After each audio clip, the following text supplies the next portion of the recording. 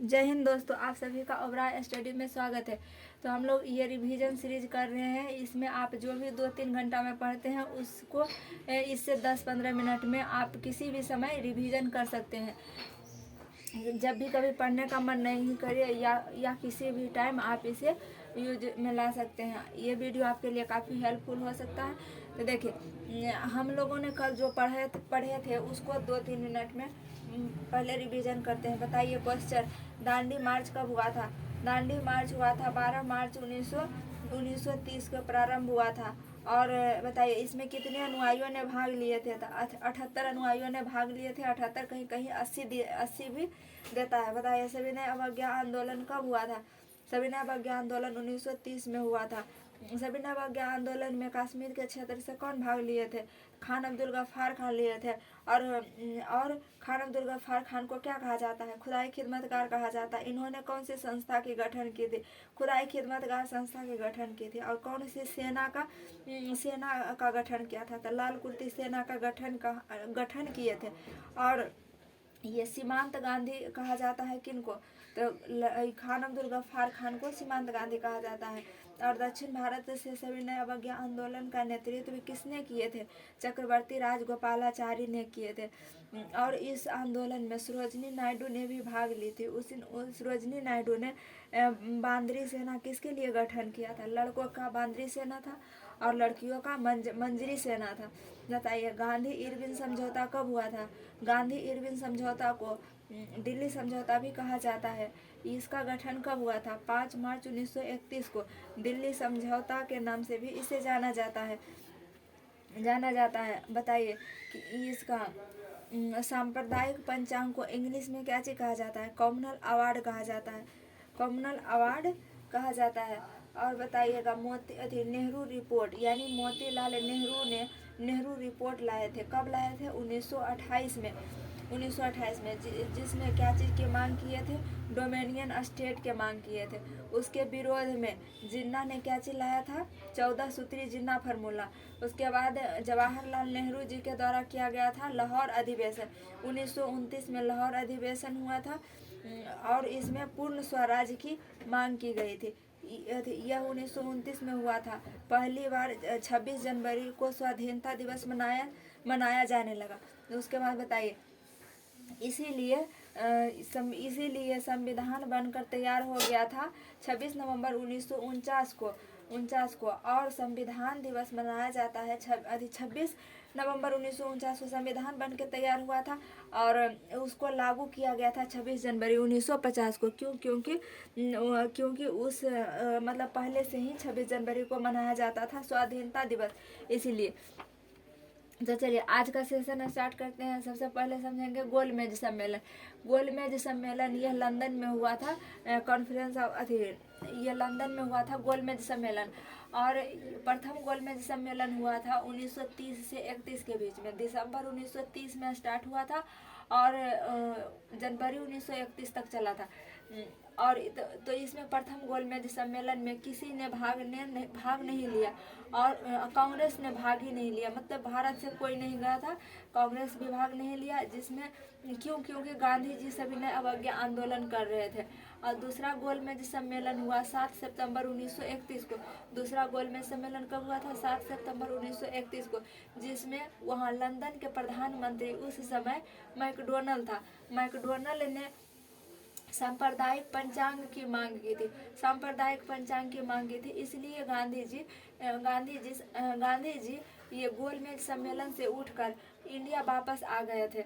तो बताइए फिर तीसरा में क्या चाहिए? तीसरा गोलमेज सम्मेलन हुआ था 1932 में। तीसरा गोलमेज सम्मेलन हुआ था 1932 में। उस समय भी प्रधानमंत्री लंदन के मैकडोनल्ड था। मैकडोनल्ड ने दलितों के लिए पृथक निर्वाचन क्षेत्र की घोषणा की थी।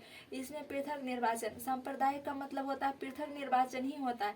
तो सांप्रदायिक पंचांग की इसमें सांप्रदायिक पंचांग के बारे में बोला था द्वितीय गोलमेज सम्मेलन में। लेकिन तीसरा गोलमेज सम्मेलन में घोषणा ही कर दिया दलितों के लिए पृथक निर्वाचन क्षेत्र का। पृथक निर्वाचन क्षेत्र के क्या चीज कर दिया? घोषणा कर दिया था। और तो बताइए पहला गोलमेज सम्मेलन कब हुआ था? 1930 से 31 के बीच में। दूसरा गोलमेज सम्मेलन कब हुआ था? 7 सितंबर 1931 को हुआ था। और मैकडोनल्ड ने सांप्रदायिक पंचांग की बात कही थी। और तृतीय गोलमेज सम्मेलन 1932 में हुआ था। और इसमें मैकडोनल्ड ने दलितों के लिए पृथक निर्वाचन क्षेत्र की घोषणा ही कर दिया था।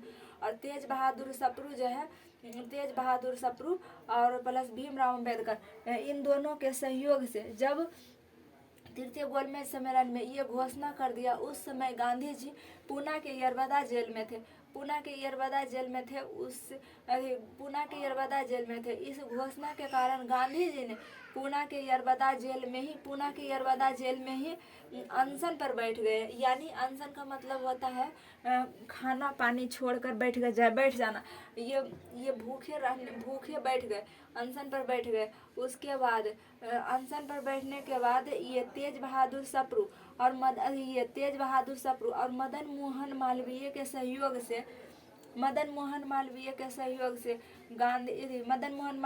सहयोग से भीमराव अंबेडकर और गांधी जी के बीच समझौता करवाया गया था। कहाँ? पूना के जेल में गए थे समझौता कराने के लिए, इसीलिए इसे पूना समझौता कहा जाता है। पूना समझौता हुआ था 24 सितंबर 1932 को। पूना समझौता कब हुआ था? 24 सितंबर 1932 को। पूना समझौता को पूना पैक्ट भी कहा जाता है। तो पूना पैक्ट कब हुआ था? 24 सितंबर 1932 को। बताइए पहला गोलमेज सम्मेलन में कांग्रेस ने भाग नहीं लिया था। द्वितीय गोलमेज सम्मेलन में कांग्रेस में कौन भाग लिए थे? महात्मा गांधी भाग लिए थे और उनके साथ सरोजिनी नायडू भी गई थी। और उसके बाद तीसरा गोलमेज सम्मेलन हुआ था, उसमें तेज बहादुर सप्रू और भीमराव अंबेडकर ने भाग लिए थे। उसके बाद पूना समझौता हुआ 24 सितंबर 1932 को हुआ था। इसमें तेज बहादुर सप्रू और मदन मोहन मालवीय के सहयोग से गांधी जी और भीमराव अम्बेडकर के बीच समझौता हुआ था। समझौता हो गया इन दोनों के बीच में। उसके बाद दलितों को आरक्षित सीट दिया था। ये जो लंदन में गोलमेज सम्मेलन में दलितों के लिए 71 सीट दिया गया था। कितना? 71 सीट दिया गया था। और गांधी जी ने उसे बढ़ाकर, ये समझौता के थ्रू गांधी जी उसे बढ़ाकर कितना कर दिए? 148 कर दिए।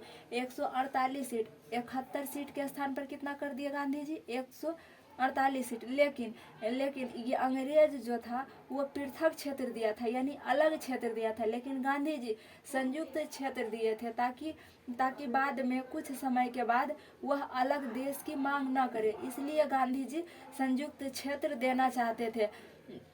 और अंग्रेज इसे पृथक क्षेत्र इसलिए देना चाहता था कि बाद में इसका विघटन यानी टूट जाए, लास्ट में एक देश मांगने लगे। ये अंग्रेज का चाल था। इसलिए गांधी जी इसे संयुक्त क्षेत्र दिए। कितना सीट के साथ? 148 सीट के साथ। उसके बाद हरिजन, ये महात्मा गांधी के द्वारा 1932 में अखिल भारतीय अस्पृश्यता संघ की स्थापना किया गया, जिसको आगे चलकर गांधी जी ने नाम दिए हरिजन सेवक संघ। 1932 में क्या चीज की स्थापना हुआ था? अखिल भारतीय अस्पृश्यता संघ, यानी ऑल इंडिया स्टूडेंट इसका अस्पृश्यता संघ का गठन किए थे। उसके बाद हम लोग पढ़ेंगे नारा, प्रमुख नारे जो दिए गए थे। तो सारे जहां से अच्छा हिंदुस्तान हमारा, इसका नारा दिए थे मोहम्मद इकबाल के द्वारा दिया गया था। सारे जहां से अच्छा हिंदुस्तान हमारा मोहम्मद इकबाल के द्वारा नारा दिया गया था। उसके बाद वंदे मातरम का नारा बंकिम चंद्र चटर्जी के द्वारा दिया गया था। वंदे मातरम का नारा बंकिम चंद्र चटर्जी। विजयी विश्व तिरंगा प्यारा श्याम प्रसाद गुप्ता ने। विजयी विश्व तिरंगा प्यारा श्याम प्रसाद गुप्ता ने। वेदों की ओर लौटो दयानंद सरस्वती ने। वेदों की ओर लौटो दयानंद सरस्वती का नारा था। वेदों की ओर लौटो दयानंद सरस्वती का नारा था। और आर्य समाज का नारा था भारत भारतीयों के लिए है। आर्य समाज का नारा था भारत भारतीयों के लिए है। बताइए सारे जहां से अच्छा नारा किसने दिए थे? मोहम्मद इकबाल ने। वंदे मातरम बंकिम चंद्र चटर्जी ने। विजयी विश्व तिरंगा प्यारा श्याम प्रसाद गुप्ता ने। और वेदों की ओर लौटो दयानंद सरस्वती ने। उसके बाद जय जगत के नारा दिए थे विनोबा भावे। विनोबा भावे ने जय जगत के नारा दिए थे विनोबा भावे। विनोबा भावे ने भूदान आंदोलन चलाए थे और विनोबा भावे के द्वारा ही पवनार आश्रम की स्थापना किया गया था। विनोबा भावे के द्वारा भूदान आंदोलन चलाया गया और पवनार आश्रम की स्थापना किया गया था। जय जगत के नारा किसने दिए थे? विनोबा भावे ने। जय जगत के नारा किसने दिए थे? विनोबा भावे ने। संपूर्ण क्रांति के नारा दिए थे जयप्रकाश नारायण। संपूर्ण क्रांति के नारा किसने दिए थे? जयप्रकाश नारायण। संपूर्ण क्रांति के नारा दिए थे जयप्रकाश नारायण। और उसके बाद है मेरे शरीर पर पड़ी लाठी का एक एक चार्ज अंग्रेजों के लिए अंग्रेजों के ताबूत की आखिरी कील साबित होगी। यह किसने कहा था? लाला लाजपत राय। ये तो हम पहले भी जब पढ़े थे साइमन कमीशन उस टाइम भी इसको पढ़ लिए थे। तो संपूर्ण क्रांति का नारा किसने दिए थे? जयप्रकाश नारायण ने। और जय जगत का नारा किसने दिए थे? विनोबा भावे ने। जय जगत का नारा विनोबा भावे। उसके आगे है स्वराज मेरा जन्म सिद्धि अधिकार है। किसने कहा था? बाल गंगाधर तिलक ने। स्वराज मेरा जन्म सिद्धि अधिकार है, बाल गंगाधर तिलक ने। स्वराज मेरा जन्म सिद्धि अधिकार है, बाल गंगाधर तिलक ने। इनकलाब जिंदाबाद के नारा दिए थे भगत सिंह। इनकलाब जिंदाबाद के नारा किसने दिए थे? भगत सिंह ने। इनकलाब जिंदाबाद के नारा किसने दिए थे? भगत सिंह। दिल्ली चलो का नारा दिए थे सुभाष चंद्र बोस। तुम मुझे खून दो मैं तुझे आज़ादी दूंगा। इसका नारा दिए थे कौन? यही सुभाष चंद्र बोस। तुम मुझे खून दो मैं तुझे आज़ादी दूंगा, सुभाष चंद्र बोस। जय हिंद का भी सुभाष चंद्र बोस। जय हिंद का नारा किसने दिए थे? सुभाष चंद्र बोस ने। जय हिंद सुभाष चंद्र बोस। तुम मुझे खून दो मैं तुझे आज़ादी दूंगा, ये किसने कहा था? सुभाष चंद्र बोस ने। और दिल्ली चलो सुभाष चंद्र बोस ने। इनकलाब भगत सिंह। स्वराज मेरा जन्म सिद्धि अधिकार है, बाल गंगाधर तिलक ने। उसके बाद बताइए, हे राम महात्मा गांधी। हे राम महात्मा गांधी। करो या मरो महात्मा गांधी। करो या मरो महात्मा गांधी। भारत छोड़ो महात्मा गांधी। भारत छोड़ो महात्मा गांधी। अंग्रेजों भारत छोड़ो का नारा किसने दिए थे? महात्मा गांधी ने। और आराम हराम है जवाहरलाल नेहरू ने। आराम हराम है जवाहरलाल नेहरू ने। पूर्ण स्वराज के नारा किसने दिए थे? जवाहरलाल नेहरू ने। पूर्ण स्वराज के नारा किसने दिए थे? जवाहरलाल नेहरू ने। हे राम का नारा महात्मा गांधी। करो या मरो महात्मा गांधी। भारत छोड़ो महात्मा गांधी। आराम हराम है Jawaharlal Nehru. Purna Swaraj Jawaharlal Nehru. Who live in India dies. Who live in India dies का नारा किसने दिए थे? जवाहरलाल नेहरू ने। देखिए, who live in India dies मतलब कि अगर इंडिया नहीं रहेगा तो कोई नहीं रहेगा। इसका मतलब क्या हुआ हिंदी में? कि अगर भारत नहीं है तो कोई नहीं रहेगा, भारत नहीं रहेगा तो कोई नहीं रहेगा, इसका हिंदी होता है। और तो इसका नारा किसने दिए थे? जवाहरलाल नेहरू ने। Who live in India die Jawaharlal Nehru ने। Who live in India die Jawaharlal Nehru ने। चलिए अब एक बार समाप्त करते हैं, उसके बाद खत्म करेंगे। बताइए, गोलमेज सम्मेलन कहाँ हुआ था? लंदन में हुआ था। प्रथम गोलमेज सम्मेलन कब हुआ था? 1930 से 31 के बीच में। इसमें कोई भी कांग्रेस भाग नहीं लिया था क्योंकि महात्मा गांधी भारत में सविनय अवज्ञा आंदोलन कर रहे थे। द्वितीय गोलमेज सम्मेलन हुआ 7 सितंबर 1931 को। इसमें गांधी जी ने भाग लिए थे। जब मैकडोनल्ड के द्वारा सांप्रदायिक पंचांग की बात कही गई तो गांधी जी द्वितीय गोलमेज सम्मेलन को छोड़कर इंडिया वापस आ गए। उसके बाद हुआ तीसरा गोलमेज सम्मेलन 1932 में।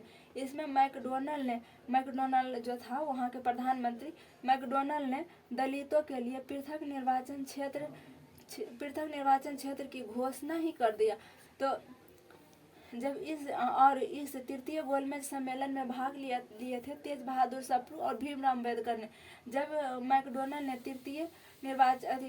पृथक निर्वाचन क्षेत्र के घोषणा कर दिया तो गांधी जी उस समय यरवदा के पूना के यरवदा जेल में थे।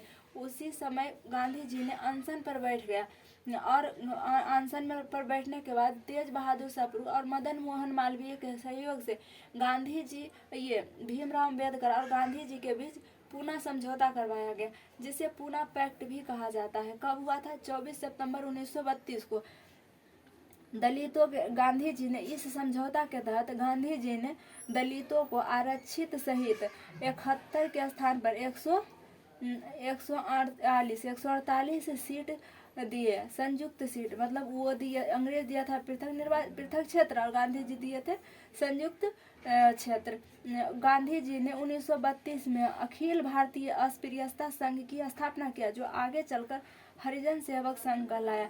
बताइए, सारे जहां से अच्छा नारा किसने दिया था? सारे जहां से अच्छा हिंदुस्तान हमारा, मोहम्मद इकबाल ने। किसने दिया था? मोहम्मद इकबाल ने। वंदे मातरम, बंकिम चंद्र चटर्जी ने। विजयी विश्व तिरंगा प्यारा, ये किसने दिए थे? श्याम लाल गुप्ता ने। और गांधी वेदों की ओर लौटो, दयानंद सरस्वती ने। जय जगत, विनोबा भावे, विनोबा भावे ने भूदान आंदोलन चलाए थे और पवनार आश्रम की स्थापना किए थे। संपूर्ण क्रांति, जयप्रकाश नारायण। मेरे शरीर पर पड़ी लाठी के एक एक लाठी का एक चा ये अंग्रेजों के कील की आखिरी ताबूत होगी, किसने कहा था? लाला लाजपत राय ने।